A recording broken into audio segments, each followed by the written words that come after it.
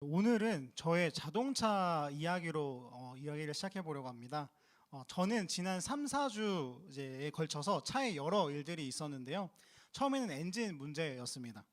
저는 차에 대해서 잘 알지 못하기 때문에 그냥 타고 다니면서 그냥 변속이 잘 안 되고 이상한 것들을 느끼면서 뭔가 문제가 있나 보다라고 이렇게 어렴풋이 생각을 했는데, 정비소를 이제 방문해 보니까 엔진의 미션이라는 이제 부분이 고장이 났다고 하면서 보통 1단에서 2단 그리고 2단에서 3단 같이 한 구간이나 아니면 두 구간 정도 이제 고장이 나는데, 저 같은 경우에는 제 차 같은 경우에는 모든 변속 부분에 고장이 났다고 하는 거예요. 그래서 이제 와서 하는 얘기지만 이제 위험할 뻔했다고 하시더라고요. 그래서 아무튼 그래가지고 엔진 쪽 고장이 좀 수리비가 비싸다 보니까 생각지도 못하게 큰 지출을 하게 되었습니다. 그리고 그 다음 주에, 바로 다음 주에 이제 정비된 이제 차를 타고 다니면서 이게 이렇게 차가 가야 되는구나라고 느끼면서 가고 있었는데요. 갑자기 어두운 밤에 운전을 하다가 어느 구간에서 우회전을 이렇게 잘 해야 됐었는데, 제 생각에는 이 정도면 되겠지라고 이렇게 생각을 하고 딱 돌았단 말이죠. 근데 도랑에 빠져버린 거예요. 그래서 도랑에 빠져서 차의 뒤에 그 약간 바퀴를 감싸고 있는 차의 몸통 부분이 심하게 찌그러졌습니다. 그래서 이제 참고로 다치진 않았어요. 혹시 걱정하실까봐. 근데 마음은 좀 다쳤는데 괜찮아요. 그래서 그런데 이 찌그러진 게 굉장히 좀 복잡했었는데요. 왜 그러냐면 차의 몸통도 여러 부분이 있잖아요. 그런데 한 부분만 파손이 되면 그 부분만 이제 교체하면 되는데, 저는 너무 절묘하게도 바퀴 뒤쪽이랑 그리고 차 문이랑 그리고 차 이 밑에 부분이랑 해가지고 세 부분이 나간 거예요. 그래서 세 개를 다 교체를 해야 돼가지고 돈이 많이 나갔습니다. 네, 그래서 이렇게 이번에도 꽤나 많은 수리비가 나오게 되었는데, 이제 정말 마지막으로 한 2주 전쯤 이제 저희 한 엘더가 말해줘서 알았는데, 이제 큰 거는 아니었지만 한쪽 헤드라이트가 안 나온다고 하더라고요. 그래서 약간 차에 대해서 여러 일들이 있었습니다. 어찌되었든 이제 저는 이렇게 지난 3, 4주에 걸쳐서 차에 많은 일들이 있었고, 제가 좀 이제 돈이 많고 넉넉하면 모르겠지만 이제 저는 그렇지 않기 때문에 예상치 못한 이러한 큰 지출들이 있어서 굉장히 큰 부담이 되었습니다. 그리고 동시에 이런 생각이 들었죠. 왜 나에게 이런 일들이 생겼지? 도대체 무엇 때문일까? 그리고 이러한 생각은 정말 우습게도 하나님에 대한 불평으로 이어졌습니다. 하나님 왜요? 저한테 왜 이러시는 거예요? 사실 뭐 자기가 잘못해놓고, 그러니까 저 말이에요. 자기가 잘못해놓고 하나님한테 불평을 하면 안 되잖아요. 그런데 저는 그 순간에 그냥 그런 원망이 들었습니다. 정말 억울했거든요. 그냥 뻔히 저 넉넉하지도 않은 것도 아시면서 그냥 저 이제 마음 어려워하실 거 아실 텐데 그런 상황을 허락하신 하나님한테 원망이 들었습니다. 그래서 제가 사실은 이렇게 한 예를 들어서 설명은 했지만, 이러한 물음들은 우리가 삶을 살아가다가 뭔가 당연하지 않은 순간들을 마주했을 때 굉장히 많이 하곤 하는 질문입니다. 하나님 왜요? 하나님 왜 이래야만 하죠? 도대체 저한테 왜 그러세요? 혹시 여러분은 이런 질문들 던져본 적 없으신가요? 아마 있으실걸요. 어, 아마도 나의 생각으로는 이해되지 않을 때, 특별히 억울하고 불합리하다고 생각이 될 때, 어려운 순간에 우리는 이런 질문들을 합니다. 당연하지 못한 순간이라는 것은 예상치 못한 순간일 수도 있고, 그리고 부당하고 억울한 순간일 수도 있습니다. 혹시 지금 떠오르는 뭔가 당연하지 않은 불합리한 순간들, 그런 사건들이 있으신가요? 어떠한 부당함을 겪고 계신가요? 지난 몇 주, 아니 한 주만 보더라도 우리는 이런 당연하지 못한 순간들을 우리의 삶 가까이에서 보고 듣고 경험했을 겁니다. 뉴스에도 이런 소식들이 굉장히 많이 보도되고 정말 우리도 그런 일들을 겪죠. 그리고 오늘 본문에서도 이런 불합리한 일들이 일어나는 것 같아요. 우리 본문에서 두 명의 인물들을 이제 살펴볼 수가 있는데, 함께 이제 읽어서 아시겠지만 사울 왕과 그리고 다윗을 중심으로 하여서 이야기가 이제 진행이 됩니다. 그 시작은 이런데요.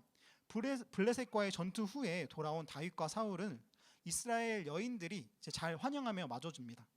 그리고 그들이 노래하기를 사울은 천천히요 다윗은 만만히로다라고 합니다.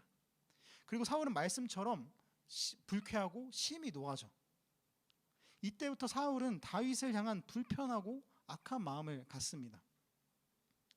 보통 그래서 우리는 이후 사울이 다윗에게 행하는 불합리하고 악한 일에 대해서 주목하고, 또 그에 대한 다윗의 반응을 이제 보게 되는데요. 그런데 여기서 잠깐 사울의 입장을 한번 살펴봅니다. 블레셋과 싸우고 돌아왔는데 백성들이 사울은 천천히요, 그리고 다윗은 만만이라고 노래를 불러요. 그런데 이게 사실은 우리가 이렇게 한글로 번역하면 그냥 천천 만만처럼 이렇게 구분되긴 하지만, 그런데 사실 천천이고 만만이다라는 이 표현은 당시의 관용적인 표현으로 많고 많은이라는 뜻입니다. 한마디로 사울을 깎아내리고 다윗을 그보다 나은 자로 표현하는 것이 아니라 그냥 동등한 사람으로 그렇게 축하해 주는 거죠. 그런데 그러면 이렇게 생각을 해봤을 때 사울은 뭔가 더 예민하게 반응한 게 아닐까요? 괜히 화를 낸 거일 수도 있잖아요. 그런데 우리 다시 생각해 보면 사울은 왕이었잖아요. 다윗은 그의 신하고요. 어떻게 왕과 신하를 같은 선상에 놓을 수가 있죠? 설령 신하인 다윗이 실제로 더 많은 적을 물리쳤다고 해도 그 공로는 왕이 가져가는 것이 맞잖아요. 왕인 자신과 다윗을 동등하게 노래하는 것이 사울의 입장에서는 어이없을 수도 있고, 그리고 말 그대로 불쾌하고 화가 나는 일인 것입니다.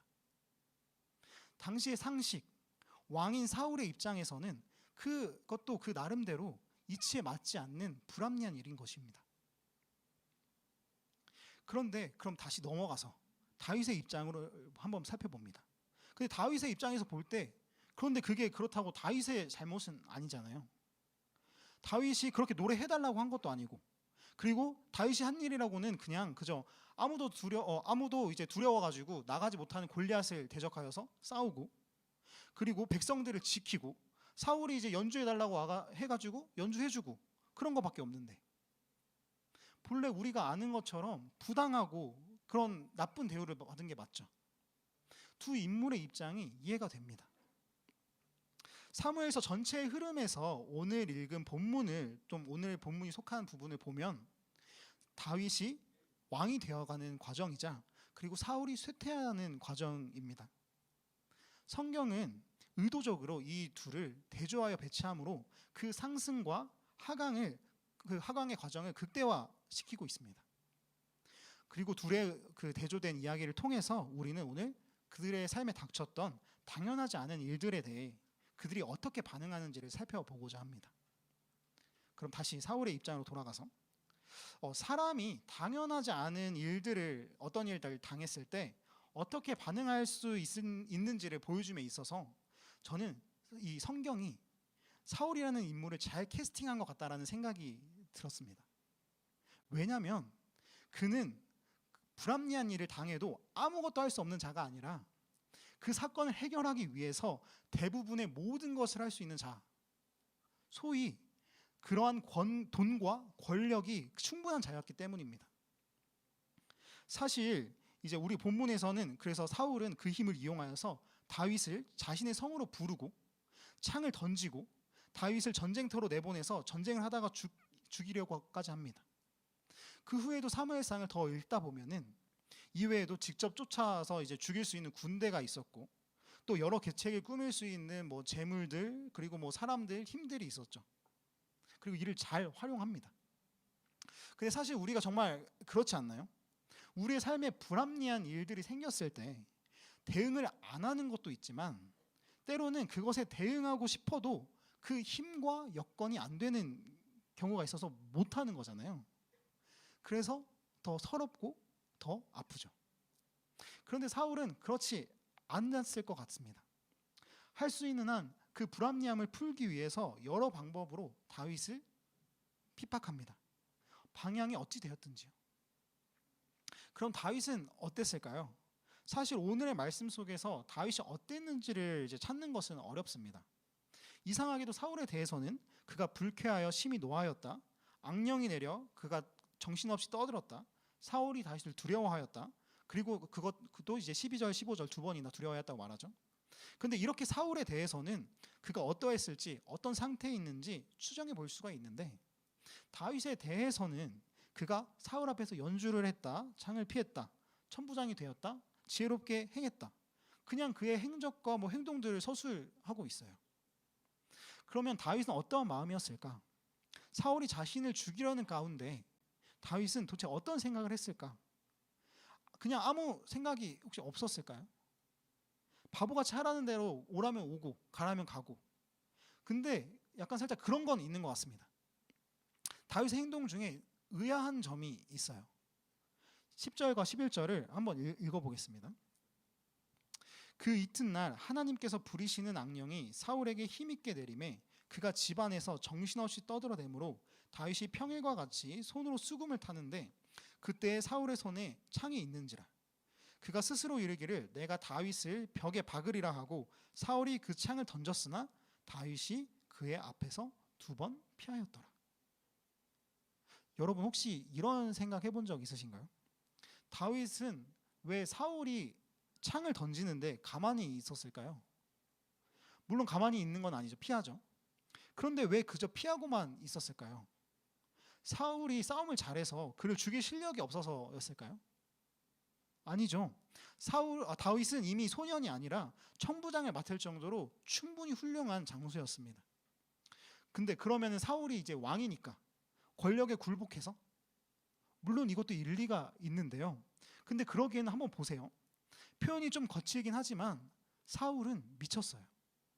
악령이 들려서 미쳤고, 또 기억하시겠지만 다윗은 기름 부음도 받은 자입니다. 하나님의 선지자 사무엘에게 인정을 받은 사람이라는 것입니다. 그리고 또 주변을 보니까 다윗이 보니까 나를 다 좋아하는 것 같아요. 그런데 그럼에도 다윗은 바로 코앞에 다가온 실제적인 죽음의 위협에서도 그냥 피하기만 해요. 아니, 한 번은 그냥 어이없어가지고 당황스러워서 이게 뭐지 하면서 그냥 피할 수 있어요. 그런데 2번은요? 누가 여러분에게 창을 던진다면 여러분은 어떻게 하시겠어요? 누군가 나에게 부당하게 공격한다면 말도 안 되는 이유로 한 번은 참아준다고 해도 그것도 2번이나 그런다면요. 심지어 나에게 그것에 대응할 힘도 있고요. 떠오르는 답이 혹시 있으신가요? 네, 지금 그 마음속에 품고 있는 그 답. 아무 생각이 없으신 건 아니죠? 네, 바로 그 답 뭐냐면은 세상의 대부분의 사람도 알고 있는 답입니다. 당연히 던져진 창을 집어서 되돌려 던져야죠. 아닌가요? 세왕 이야기라는 책은 이 창을 되돌려 던지는 것에 대해서 이렇게 말합니다. 그 공적에 대해서 말해요. 한번 읽어드리겠습니다. 창을 되돌려 던지는 이 작은 공적을 통해 당신은 여러 가지를 증명할 수 있을 것입니다. 당신은 용맹스럽습니다. 당신은 정의의 편입니다. 당신은 불의에 담대히 대항합니다. 당신은 함부로 밀어붙일 수 없는 강한 사람입니다. 당신은 부정이나 부당한 대우를 견디지 않습니다.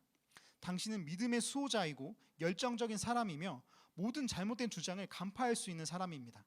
당신이야말로 완벽한 사람이지요. 이러한 모든 것이 어우러져 분명히 증명되는 것은 당신은 바로 왕의 후보자라는 것입니다. 그렇습니다. 당신이야말로 하나님의 기름 부음 받은 그 사람인 것입니다. 어떠세요? 그 용맹하고 불의에 대응하고 정의의 편이고 또 이 모든 것이 어우러져 왕의 후보자, 하나님의 기름 부음 받는다는 것을 사람들 앞에서 증명할 수 있다고 해요. 창을 던지는 이 행위가. 그런데 그럼에도 이 바보 다윗은 죄송합니다. 다윗은 그렇게 하지 않아요. 왜냐하면 이전에 말했듯이 도대체 무슨 생각을 하는지를 알 수가 없어요. 왜 아무것도 하지 않고 그냥 침묵하고 있었을까요? 그의 침묵에는 무엇이 담겨 있었을까요? 우리는 그 내용을 한번 시편에서 찾아봅니다. 시편 142편은 다윗이 사울을 피해서 쫓기던 이제 굴에서 지은 이제 노래인데요. 1절부터 4절을 제가 잠시 읽어보겠습니다. 내가 소리내어 여호와께 부르짖으며 소리내어 여호와께 간구하는도다. 내가 내 원통함을 그의 앞에 토로하며 내 우환을 그 앞에 진술하는도다. 내 영이 내 속에서 상할 때에도 주께서 내 길을 아셨나이다. 내가 가는 길에 그들이 나를 잡으려고 올무를 숨겼나이다. 오른쪽을 살펴보소서. 나를 아는 이도 없고 나의 피난처도 없고 내 영혼을 돌보는 이도 없나이다. 다윗의 그 침묵에 담긴 것은 원통함이었습니다. 다윗의 영혼이 그의 안에서 상해가고 있었고 적들은 두려웠고 자신의 편은 없는 것 같았습니다. 또 한번 시편 7편을 읽어볼까요? 3절에서 5절입니다. 여호와 내 하나님이여, 내가 이런 일을 행하였거나 내 속에 죄악이 있거나 화친한 자를 악으로 갚았거나 내 대적에게서 까닭없이 빼앗았거든 원수가 나의 영혼을 쫓아잡아 내 생명을 땅에 짓밟게 하고 내 영광을 먼지 속에 살게 하소서. 이런 말을 하는 이유가 뭐예요? 억울하다는 거예요. 나는 누군가에게 이렇게 당할 잘못을 하지 않았고 그러니까 저를 살피셔서 저를 구원해 달라고 도와달라고 하는 것입니다. 우리는 다윗의 이런 그 시기를 그냥 왕이 되기 위한 하나의 과정으로 생각하는데 그 시간을 살아낸 다윗에게는 그 시간은 직면한 현실이었고 그리고 끝이 보이지 않은 기다림이었습니다. 그래서 그는 바보처럼 침묵하는 것처럼 보이지만 자신이 처한 이 당연하지 않은 순간들에 대해 말할 수 없는 그 원통함과 처절함으로 하나님께 이야기합니다. 그러면 사랑하는 대학일부 여러분, 여러분에게는 어떠한 이야기들이 있나요? 멀리서 보기에는 우리가 다윗의 삶을 보듯이 그냥 여기에서 저기로 저기에서 여기로 흘러가는 것처럼 보이지만 요즘 어떤가요? 요즘 어떠세요? 사실 저는 지금 이 침묵의 속에 담긴 뜻을 헤아리지 못합니다. 제대로 헤아리지 못하는데 뭐 무슨 얘기야? 아무렇지도 않은데? 라고 할 수도 있고 뭐 이 중에서 누군가는 아 졸았네? 라고 이제 할 수도 있을 것 같습니다. 무슨 얘기 하는 거지? 라고 할 수도 있습니다. 그런데 아니면은 정말 말하지 못하는 그런 사연들, 어떻게 말해야 할지 모르겠지만 하나님께 쏟아내고 싶은 그런 이야기들이 있을 수도 있을지도 몰라요. 그렇게 침묵처럼 보이지만 수많은 말이 담긴 그런 시간들을 보내고 있을지도 모르죠. 저의 이야기를 또 잠깐 하자면 저는 요즘 삶을 조정하는 것에 대해서 고민하고 있습니다. 다시 저의 삶을 하나님께로, 나의 생활 습관과 생각과 그리고 여러 가지 부분들을 하나님을 향해 맞추는 것에 대해서 고민을 하죠. 그런데 이것을 생각하고 노력하면 할수록 깨닫는 것은 부끄럽게도 참 쉽지가 않다는 것입니다. 정말로 쉽지가 않아요. 이 쉽지 않다는 말에는 두 가지 의미가 담겨 있는데요. 첫 번째로 정말 나의 힘으로 삶을 하나님께 조정한다는 것이 쉽지 않다는 의미가 있고요. 그리고 두 번째로는 다른 의미로는 나의 삶을 결국 조정하게 하는 것들을 받아들이기가 쉽지 않다는 것입니다. 앞서 이제 저의 차에 대한 이야기를 했잖아요. 그런데 하나의 예지만 사실 진짜 쉽지 않았습니다. 억울하고 왜 이런 일이 일어났지? 이건 정말 당연하지 않은데.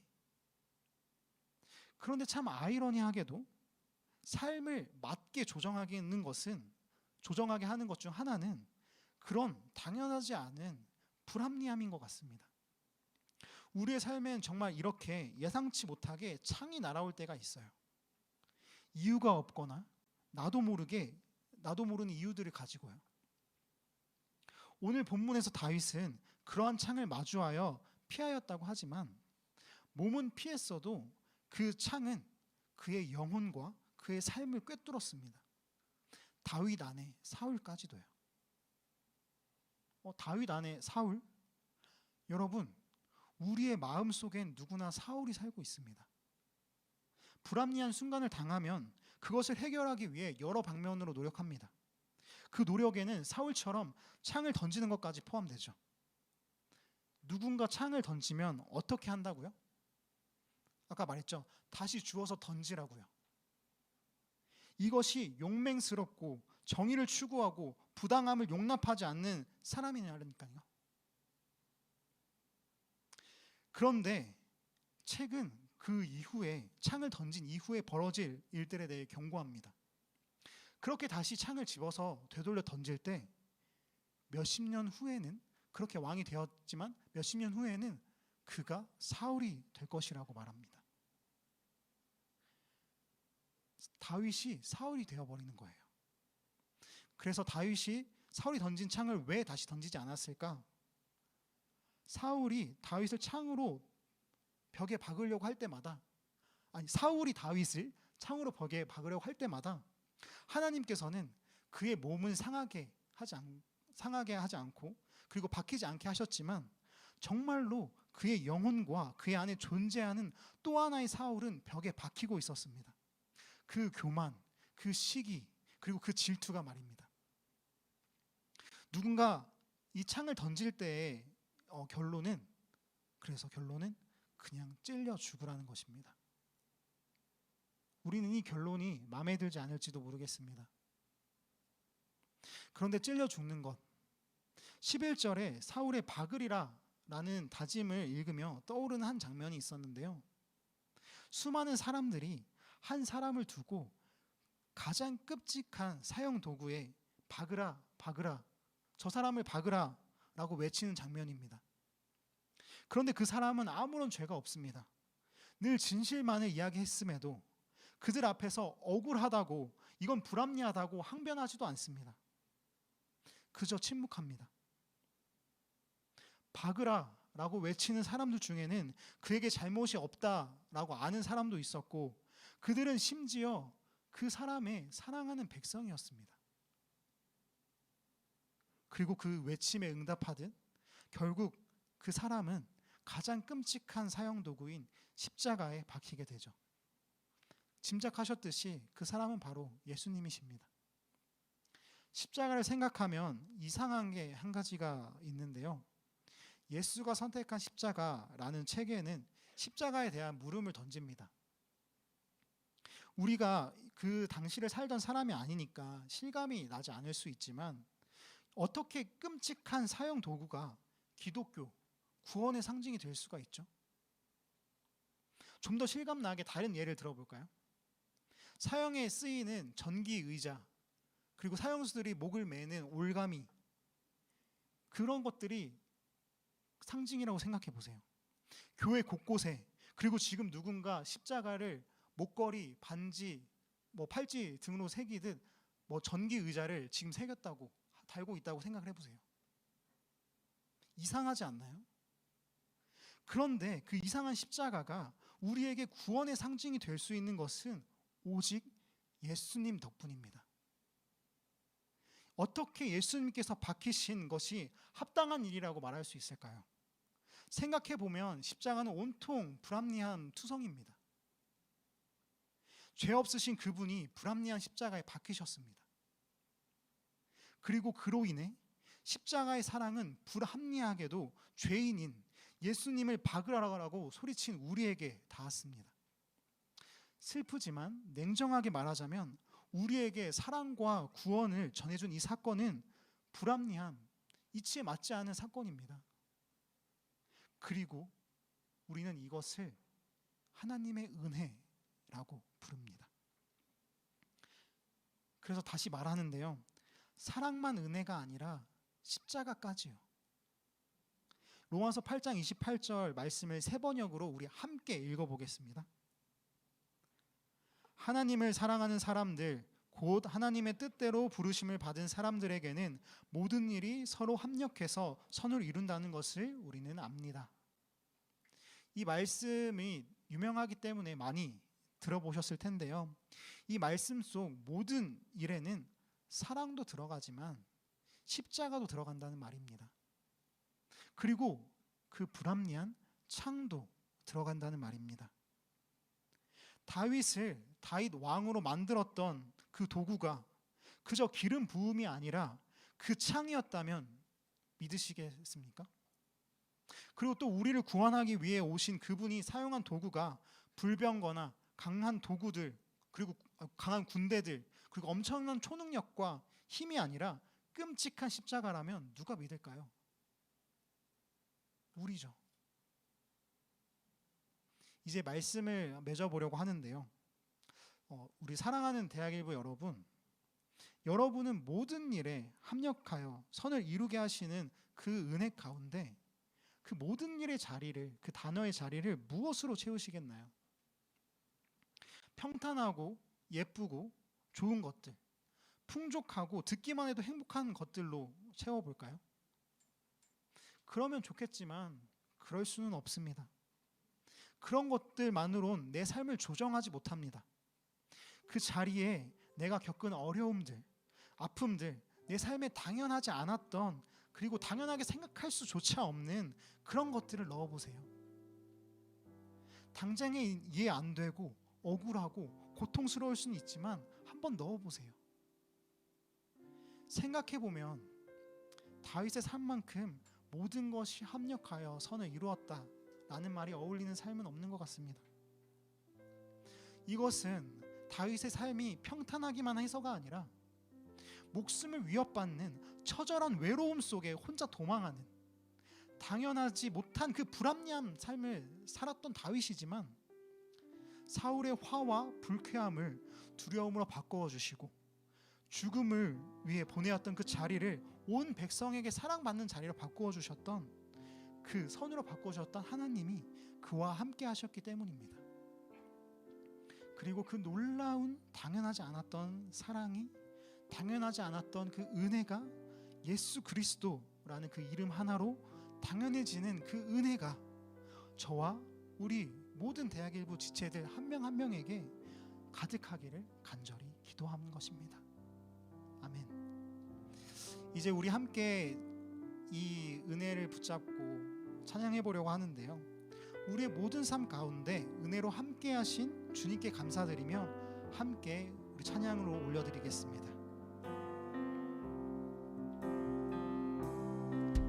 내가 누려왔던 모든 것들이, 내가 지나왔던 모든 시간이,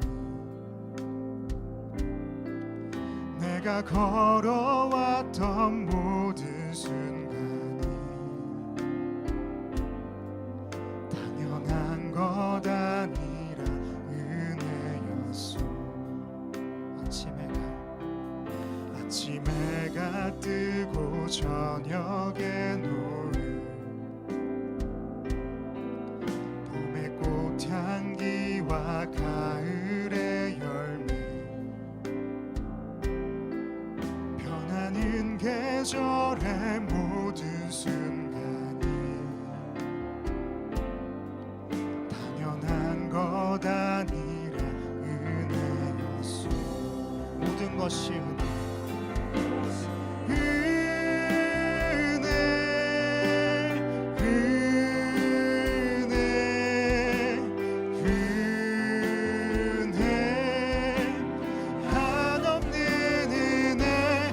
삶에 당연한 것 하나도 없었던 것은 모든 것이 은혜였소.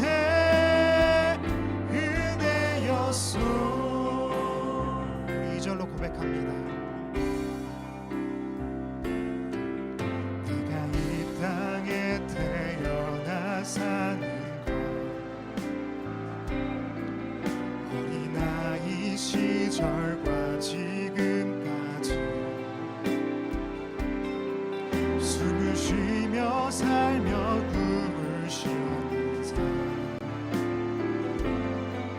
당연한 것 아니라 은혜였소.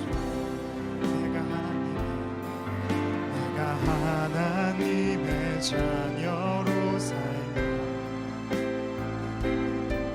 오늘 찬양하고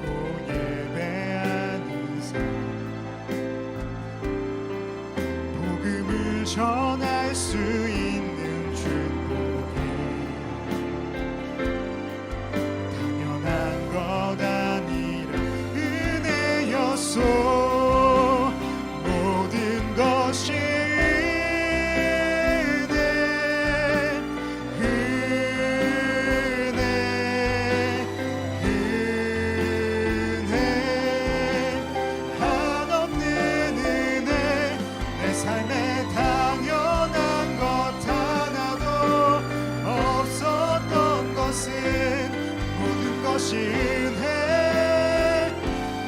은혜였소.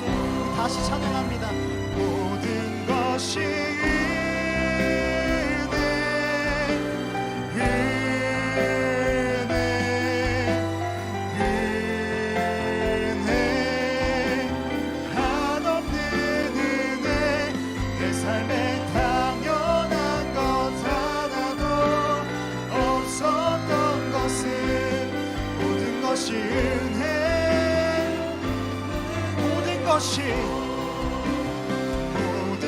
것이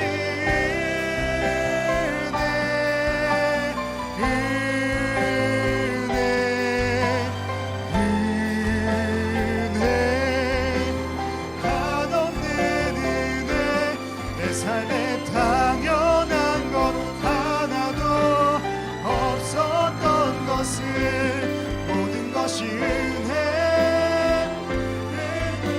목소리로만 찬양합니다. 모든 것이 은혜 은혜 은혜 한없는 은혜 내 삶에 당연한 것 하나도 없었던 것을 모든 것이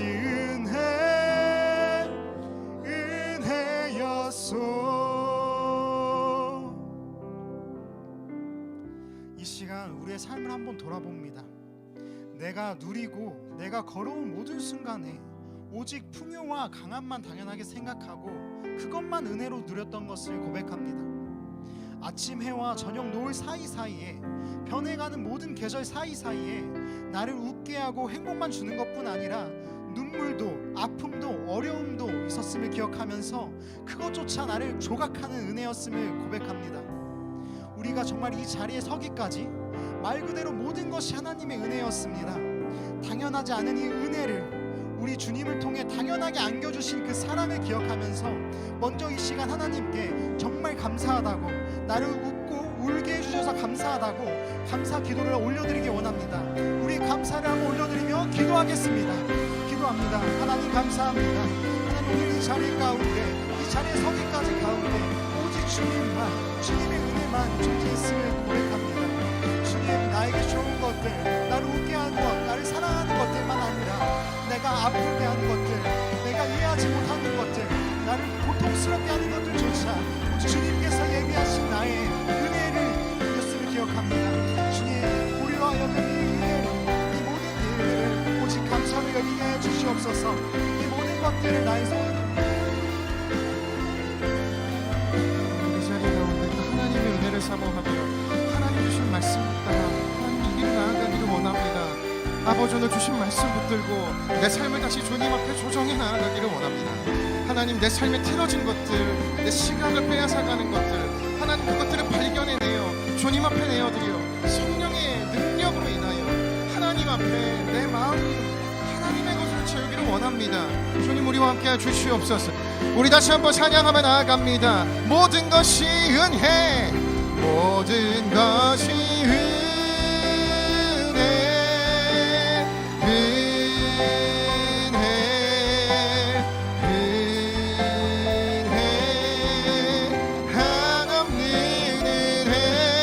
삶에 당연한 것 하나도 없었던 것을 모든 것이 은혜였소.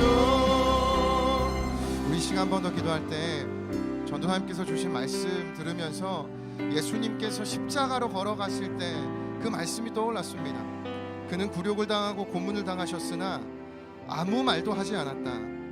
마치 도살장으로 끌려가는 어린 양처럼, 마치 털 깎는 사람 앞에서 잠잠한 암양처럼 끌려가기만 할 뿐 아무 말도 하지 않았다. 사랑하는 여러분, 이 시간 예수님께서 왜 아무 말도 하지 않으셨을까요? 왜 이토록 무기력하게 나아가셨을까요? 이 길이 진리였기 때문임을 믿으셨기 때문입니다. 어떤 설명이 필요하지도 않았습니다.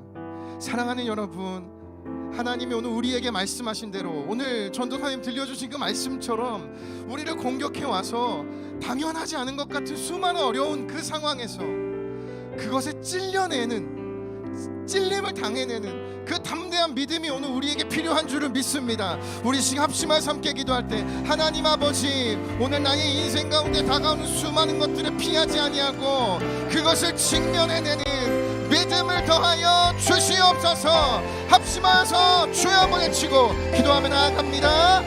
주여, 주여. 하나님 아버지, 좋은 눈으로 들여가기를 원합니다.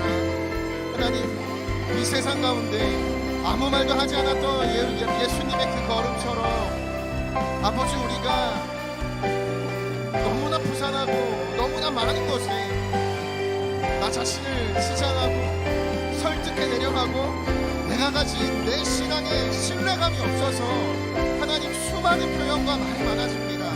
하나님, 오늘 내가 내 삶을 하나님에게로 조정하며 주님에게 초점을 맞추는 시간이 되기를 원합니다. 하나님, 오늘 우리에게 그 은혜로 역사해 주시고 하나님, 당신께서 우리 가운데 그 살아가는 주님의 말씀이 나를 다시 한번 일으켜 아버지 이 걸음을 내디딜 수 있는 그와 같은 인생 되게 하여 주시옵소서. 하나님, 오늘 그 하나님의 은혜를 사모하며 나아갑니다. 하나님, 다시 한번 내 이 마음 가운데 주님이 주신 감동을 따라 하나님 이 길을 걸어 나아가는 주님 그와 같은 은혜를 더하여 주시옵소서. 우리 이 시간 한 번 더 기도할 때 사랑하는 여러분, 우리의 수많은 인생 가운데 많은 것들이 내 마음이 나누어지게 하고 내 말이 나누어지게 하고 내 생각이 나누어지게 하는 것을 경험합니다. 오늘 이 시간 우리가 전심을 다해 기도하는 것이 필요하다면 이것이 필요합니다. 하나님 아버지, 오늘 내가 내 삶을 하나님께로 조정하는 이 예배의 자리가 되게 하여 주시옵소서. 내 삶에 많이 분산되어 있는 그 나의 시각이 하나님께 초점을 맞추는 이 시간 되게 하여 주시옵소서. 합심하여서 함께 동성으로 기도하시겠습니다. 살아 역사하신 주님, 내 삶에 많은 것이 나를 불안하게 만들고 나를 떨리게 만들고 두려워하게 만들고 분노하게 만듭니다. 수많은 두려움들이 우리로 하여금 어떻게 반응해야 할지 몰라서 아무 말도 하지 않았던 예수님처럼 어떠한 반응도 할 수 없는 나의 무력함을 경험합니다. 하나님, 이것이 정말 하나님 능력 없는 무력함이 아니라 하나님을 향한 당당한 무력함이 되게 하여 주시옵소서. 하나님, 의도적인 무력함, 하나님 당신께서 주신 그 자신감을 가지고 하나님 그 인생을 살아갈 수 있도록 하나님 우리에게 주님께서 이 일을 행하여 주시기 바랍니다. 하나님 아버지, 오늘 이 자리가 내 삶을 하나님께로 조정이 나아가는 초점을 맞춰 나아가는 그 은혜의 자리가 되게 하여 주시옵소서. 하나님 그 일들을 이루어 주시기를 원합니다. 아버지, 오늘 이 자리에 있는 주의 사랑하는 청년들 하나님 그 마음 담아 주님 앞에 나아갑니다. 하나님께 사모하는 마음 가지고 주님의 은혜를 구하며 나아갑니다. 주님, 우리에게 역사하여 주시옵소서. 주님, 그와 같은 은혜를 더하여 주시옵소서. 주님, 내 인생 가운데 살아계신 주님으로 임하여 주시옵소서. 우리 시간 마지막으로 함께 기도할 때, 내일은 여러분 성년식이 있는 성년의 날입니다. 우리 사랑하는 대학부의 선배들이 오늘 이 시간만큼은 20살들을 위해 기도하기 원합니다. 하나님, 내가 이미 지나온 20살의 나이이고 20살의 시간인데 지금 그 시간을 걷고 있는 우리 공사 또래들의 인생 가운데 하나님, 오늘 이 주신 말씀을 따라 하나님을 향해 살아가는 인생 되게 하여 주시옵소서. 수많은 이 세상의 유혹과 그 많은 것들 안에 하나님 붙들고 나아가는 믿음의 주의 청년들이 되게 하여 주시옵소서. 우리 마음껏 우리 20살들을 축복하며 합심해서 동성으로 기도하겠습니다. 함께 기도하겠습니다. 살아 역사하신 주님, 내일 드려지는 하나님께서 허락하신 우리가 성령의 펼쳐진 날입니다. 성령의 주님 앞에 예배하며 출발을 시작하는 주의 사랑하는 20살들을 기억해 주시옵소서. 아버지, 참여하는 자들, 참여하지 못하는 자들, 어느 누구나 하나님 안에서 그 마음 가지고 아버지 앞에 삶이 조정된 인생으로 주님을 향해 나아가는 인생으로 하나님 우리가 그러한 인생을 살아가기를 원합니다. 아버지, 우리가 그와 같은 믿음으로 하나님을 향한 그 절망과 간절함, 하나님 주님의 복음을 향한 갈망으로 우리의 인생을 나아가기를 원합니다. 아버지, 우리에게 역사해 주시고 일하여 주시길 원합니다. 주님 축복해 주시고 주님께서 함께해 주시옵소서. 주님, 주님 함께하시는 주님, 우리의 모든 상황과 환경 가운데 주님께서 임하여 주시길 원합니다. 축복하여 주시고 그 삶에 하나님 풍성한 은혜를 역사해 주시길 원합니다. 주님, 우리를 붙들어 세워주시고 이 인생 가운데 주님께서 다가오셔서 임하여 주시길 원합니다.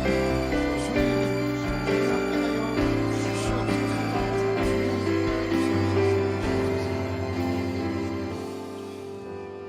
살아계신 하나님 아버지, 사울이 던진 창에 그의 육체는 하나님께서 거두어 주셨지만, 보호해 주셨지만, 그 안에 있는 탐심과 교만과 타인을 향한 질투의 마음들, 성공하고자 하는 그런 어떤 성공에 대한 열망들, 그것들이 정말 박혀버릴 수 있도록 주님께서 그렇게 일하여 주셨다고 말씀하셨는데, 오늘 이 예배의 자리 우리 안에 있는 수많은 하나님 앞에 내어드려 하나님의 손안에 좀 올려드려야 할 우리의 많은 감정들과 상황들을 내어드립니다.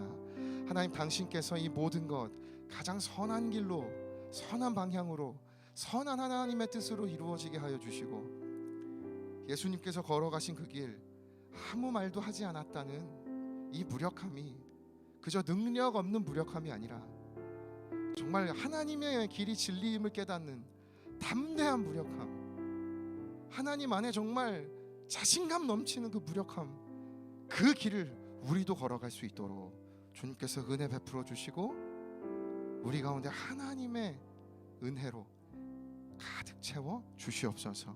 이 기도에 신실하게 응답하실 주님을 신뢰하며, 지금은 우리 구주 예수 그리스도의 은혜와 하나님 아버지의 다함없는 사랑과 성령의 교통하심이 오늘 이 자리 가운데 모인 모든 하나님의 사람들과 항상 함께 하시기를 간절히 축원하옵나이다.